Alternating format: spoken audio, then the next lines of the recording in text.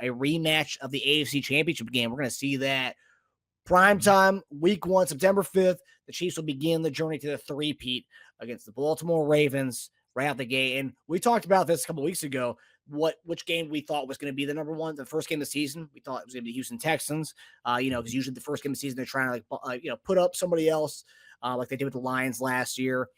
Because this game, Ravens-Chiefs, it already has the allure, already has the star power. It has the Mahomes, Lamar Jackson. You don't need a lot of people to watch that game. That game's going to be a primetime game, week 1, weeks 8, week 12, regardless of when it happens. So I'm surprised they went out with it right out the gate. But I got to tell you, man, I feel like during the Brady and Manning era, you never really saw, yes, it was like Sunday night games, Monday night games. You always saw that. But to come out right out the gate with the two stars, the two faces of the league, the next Brady and Manning, to go right in your face and say, hey, these are the two guys, Lamar and Mahomes. These are the guys of the future. Not Josh Allen and Mahomes, not Joe Burrow and Mahomes. It's Lamar Jackson and Patrick Mahomes. The last two guys have pretty much been dominating MVPs over the last few years. It's those two. And I feel like bold move by the NFL, and I love it. I love this to round the gate with this matchup. JD, what were your thoughts? I do too. I think this is probably one of the best decisions to kick off the entire 2024 season.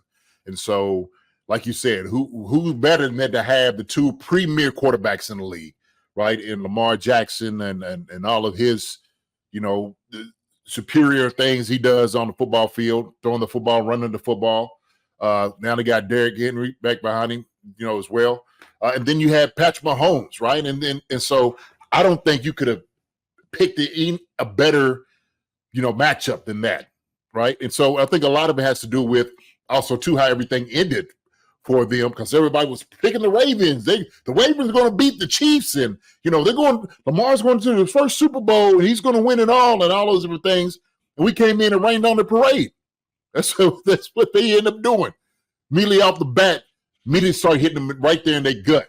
And so all the little pundits and people that was on TV talking about picking the Ravens and, kicking their feet up. Hey, look, Chiefs had other plans, okay? Look, we knew what we was going to do. They took care of business and put them out to pasture. So they get to come and see what's going on, come check us out. It's going to be, man, I'm telling you, it is going to be rocking. It is absolutely going to be rocking. I got to be able to try. I got to make that game. I'm telling you right now. I'm trying to put it there so I could get there for that game, man. But yeah, I mean, who better you gonna get, right? Like you said, the luster and stuff. Look, Joe Burrow ain't got it no more. Okay, he's got to get himself back up again. All right. Josh Allen, those guys has been out of the way. They ain't got rid of everybody. Still trying to build their organization back up. Other than that, who else you picking? Well, who else has that about them? Oh, well, maybe think about Brock Purdy and those guys out there at San Fran, right? But those guys, we done beat San Fran the past couple of times, in the Super Bowl. So we good with them. We good with them. So this right here with Lamar and those guys, man, I think is going to be that was probably one of the better choices I think NFL has made for sure. Yeah, and I gotta say, I'm seeing everyone in the chat. Everyone loves this Week 1 matchup, and yeah, it's the two teams that were in the AFC Championship game last year, which is great. It's great. The last time the Ravens saw somebody was the Chiefs. I gotta say that yes, they had Derrick Henry, but I think I want to ask you about this. Who's got more to prove going into this game to start the season out? Obviously, it's Week 1, so your season's not going to be made or break off this one game for either side of the team. As we saw last year, we lost the Lions opening night, and what happened? We won the Super Bowl. So it's not make or break by any means.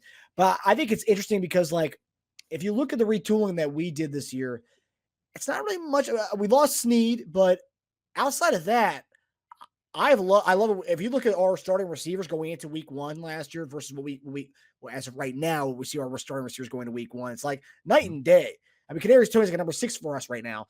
Kadarius Toney was our number 1 last year going into the Week 1 of the NFL season. You got Ward, you got Hollywood Brown. The Hollywood Brown revenge effect, the factor there. A guy who was pretty much written off from Baltimore. He wanted out because he felt like he wasn't being utilized. No ill will. I think he said no ill will towards Baltimore, but he wasn't being utilized in that offense. And obviously, he's going to want to show out against his former team on the stage. Everyone's watching this one to start the season now. But look at the Ravens. They lost Geno Stone, who was the leading interception guy last year on that amazing defense. Patrick Queen is gone. And then Jadeveon Clowney, who, a guy who's been around the block a little bit, but he produced for them last year. And that was a team that led the league in sacks. He's gone. So they have Derrick Henry, great addition, but they have a lot more departures and a lot more question marks going into the season than we do. And I think it's a big game for both teams, obviously, but I think they have a lot more to prove than we do at this point. Obviously, we want to assert the dominance to show everybody we're going for this three-peat and show that to the world. But I think they've got a lot more to prove in this game because they have a lot more question marks than Kansas City going in as of right now. I don't know. I don't know if I necessarily agree with that. Okay. And the reason I say that is, obviously, we say Kadarius Toney, when he started week 1, he was hurt, right? We really have a true number 1. And then all of a sudden, we probably will lose Rashid Rice as things may go, right? I'm just going to speculate and say he's out. He won't be at that game. And then you got Hollywood Brown, right? And then you got, Xavier Worthy. And so they still have a pretty good defense. We know that. One thing they said that they didn't do against us last year, which was their bread and butter, is they didn't run the football against us. That's what they said. And they said, they missed the bus on that. Well, how is it that you got Lamar throwing the ball when he should have been running the football? Well, you get rid of Dobbs and those guys, you bring in actually, a hoss. And I'm talking about this guy right here is a heavy hitter.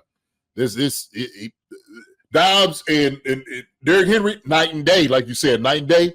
It's going to be night and day. And so Lamar is just going to get behind Derrick Henry, man, and try to take, and pick the defense apart. Like you said, yes, Snead is not there, okay? But we still got some sound guys on the outside that do a great job.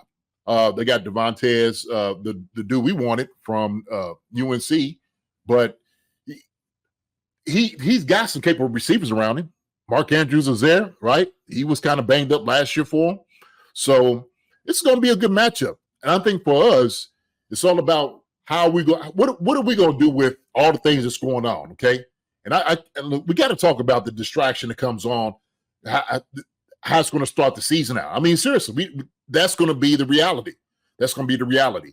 So it may look a little different. We don't quite know. We don't have a Menahu either. He's not going to be playing in the game. That was the game. That was the game he got hurt in. Yeah, and so those things, man, it's going to be a difference. It's going to be a difference.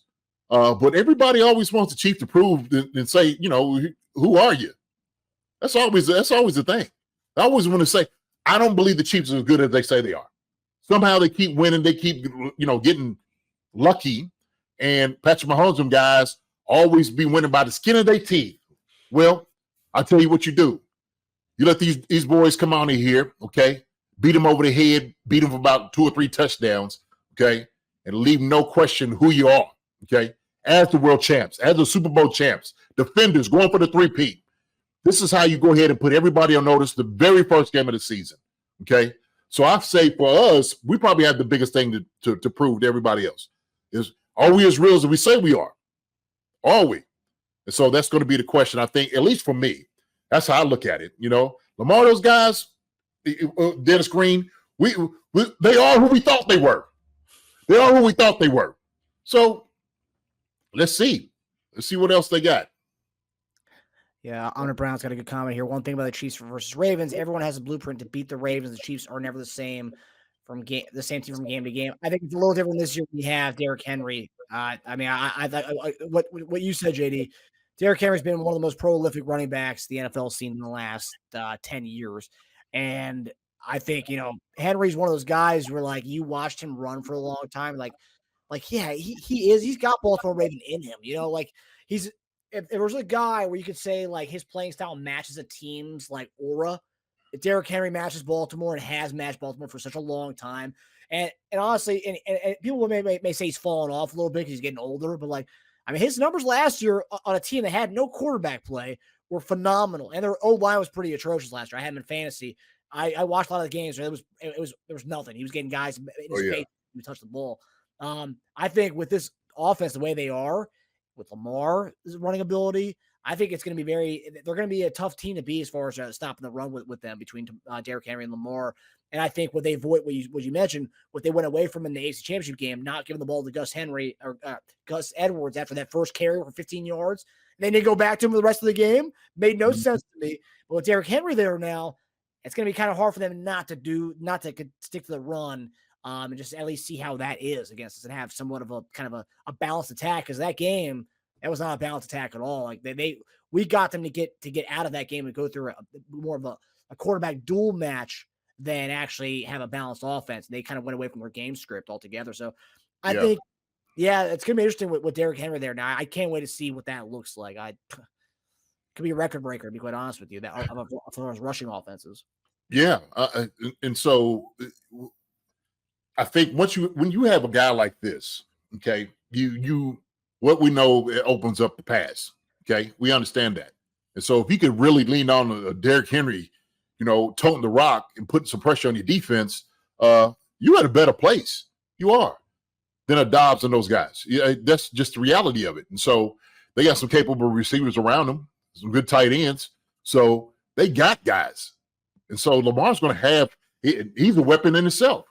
So the offense is going to be all right. I'm going to say they're even better than they were last year. Not to mention, they re-signed – not re-signed, but they got Calvin Noy, got him out there.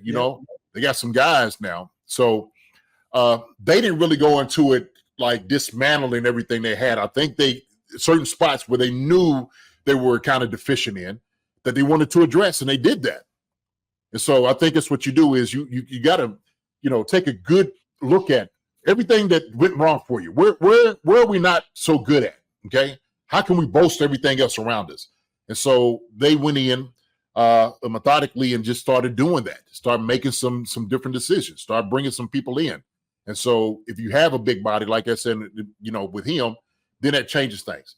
Now, I'm going to go over here to the offensive side on our side, right? Same thing. We're going to have a brand new left tackle. We don't know who that's going to be. Okay? So that's the thing about it. That's got to win out in camp. If we don't bring any other help in, I think we're good at where we are. Now that first game is going to be a telltale sign of for things to come. And so they know that. Shoot, they immediately know they're creating plans right now on, well, guess what?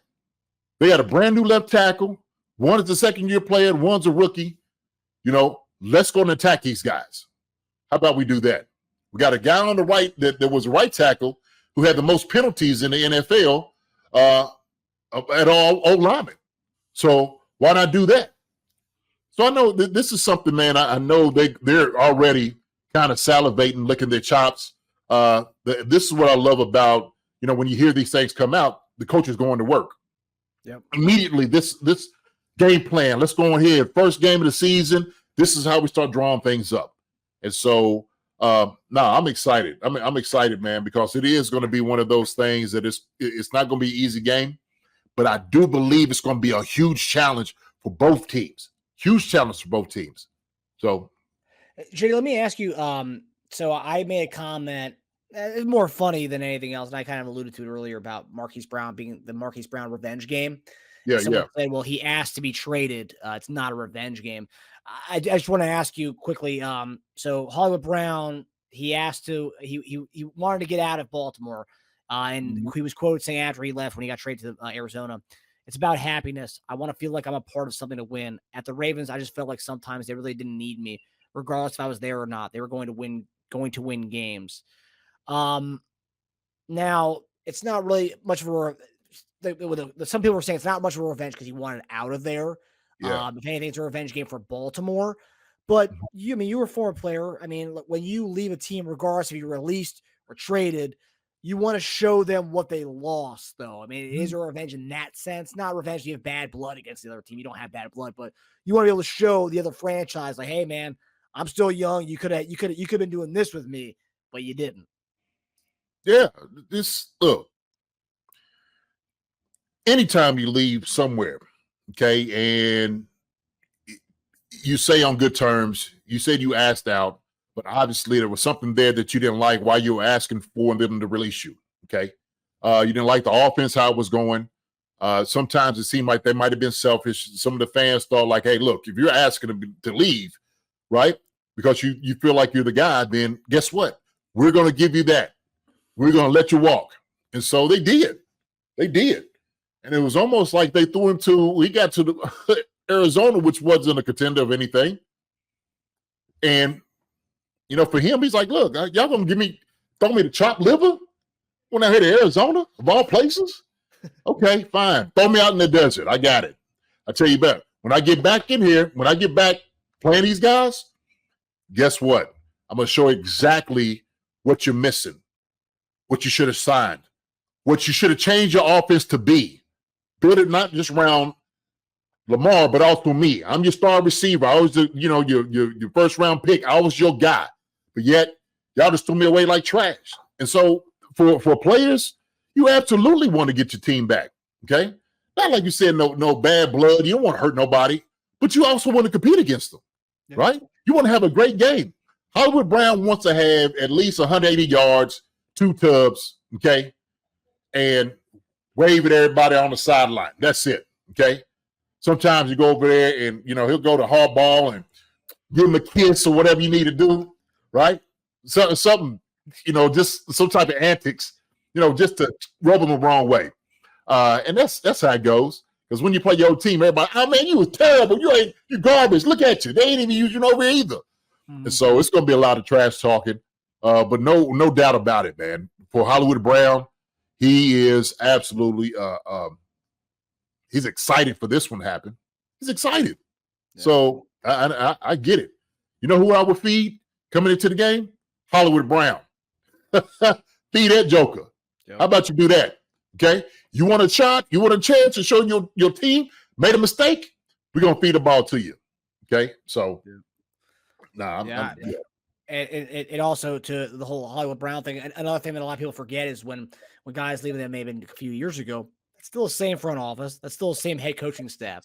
OC's gone. Roman's not there anymore. He's gone. Yeah, right. OC, but that's still the same head coach who drafted you. It's still the same front office who drafted you. It's still the same quarterback that you had. And still to this day, he's still the only 1,000-yard receiver that quarterback has had. So, yeah, I mean, I think I think that he does have something to not prove, but something to show the other side. Like, look at me now, kind of thing. Like Chris Brown style. Look at me now. Mm-hmm. So yeah, something in the back of your mind. It just kind of sits there, right? It doesn't sit well with you sometimes. When somebody lets you go and you just like, I can't believe this. Okay.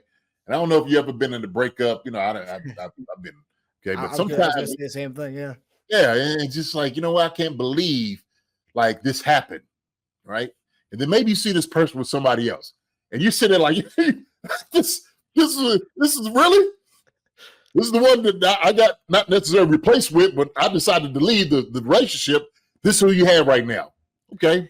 Fine. It reminds me of you ever seen the movie Troy, based on the old? You know what I'm talking about? Where he's fighting Paris, and he goes and grabs.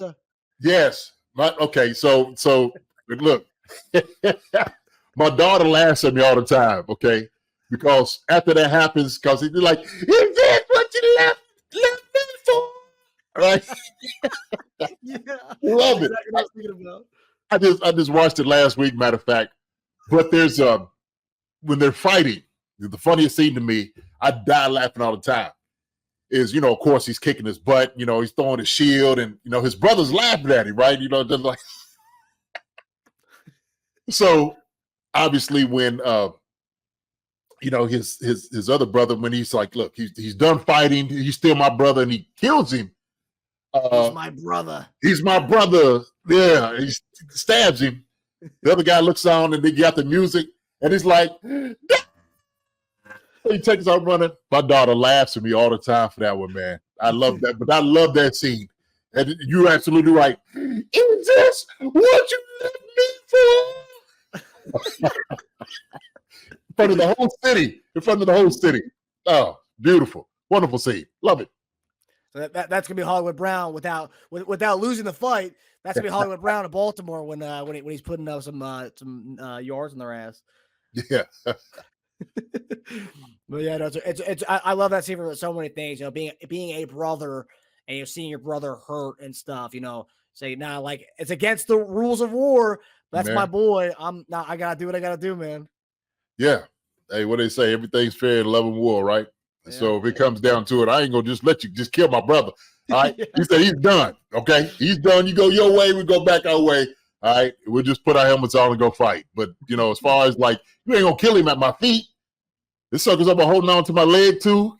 Oh man, it's just what's his name? I can't even think what's his the actor. That was Paris. The guy who was fighting is Orlando Bloom. Orlando Bloom. Yeah. Eric Bana is Hector. Yeah. Hector did a good. Yeah, Orlando Bloom and Eric Bana did a good job as Hector. Man, that movie is such a great movie. Like when he takes Hector, wraps him up, it just starts dragging him in front of everybody. Oh my gosh, it's just disrespectful. Oh my goodness, that's just a disrespectful move. Just taking Hector and just dragging him in front of the whole city. Yeah. Some good parts in that movie, man. Great parts. If you guys haven't seen Troy, you guys need to watch it. It's like a 3-hour epic movie, but amazing. You guys like the Iliad, the old Homer book. You guys need to watch Troy. It's fantastic. Even if you haven't read the book, watch Troy. It's all you need. Yeah, I'm sure everybody here's seen Troy. I'm sure y'all have, right? I hope so. It's a fantastic movie. Yeah. But yeah, so Hollywood Brown's going to be doing some of that in front of Harbaugh's face a week one, the opener. What's amazing is I could be wrong. I hope people in the chat can clarify that. As far as I think Thursday is the season opener, and there's the game in Brazil Friday, the next day. Is the NFL just owning that weekend? I don't know. I don't know. It's a good question. I thought that was the let me see, It's Eagles and Packers, isn't it? I don't know. Only one I seen was ours, and that's all I wanted to see. Yeah, dude, it's gonna be September 6th, Eagles and Packers. Yeah, so, September 5th, Chiefs Ravens Thursday night, and then September 6th, Eagles and Packers. You know what? Everyone, significant others need to understand that once fall hits, it's football time. So so Thursday to Sunday, clear the schedules. All right. It's gonna be NFL, college football, all of it. All right. The significant others need to understand that. There you go. Brad Pitt had to pay Bana $750 for all the times he really hit him during the fight scene. Interesting. There you go. How much money did he end up getting, Amder Brown? Damn. What was the total at the end? Yeah, Melee Matrix and Steve Atkins is in the game the game in Friday is going to be in Brazil. I don't know what's the time difference from Brazil to America, because I'm curious to see what time that game is going to be at. Wow.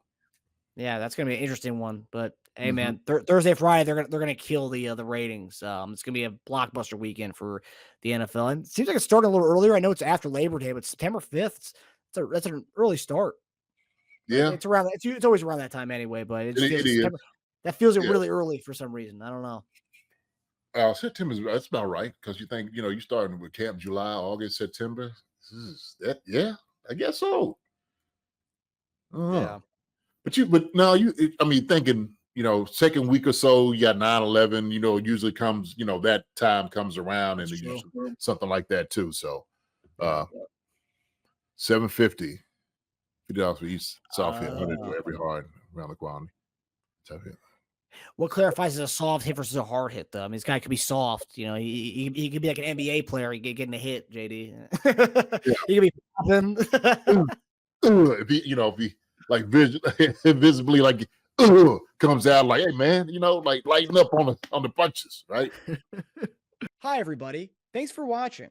Subscribe here to get the latest from the show. Also, be sure to check out the best clips from Chief Concerns. And if you prefer to listen to the show, subscribe and follow us on Apple Podcasts, Spotify, and anywhere else you get your podcasts.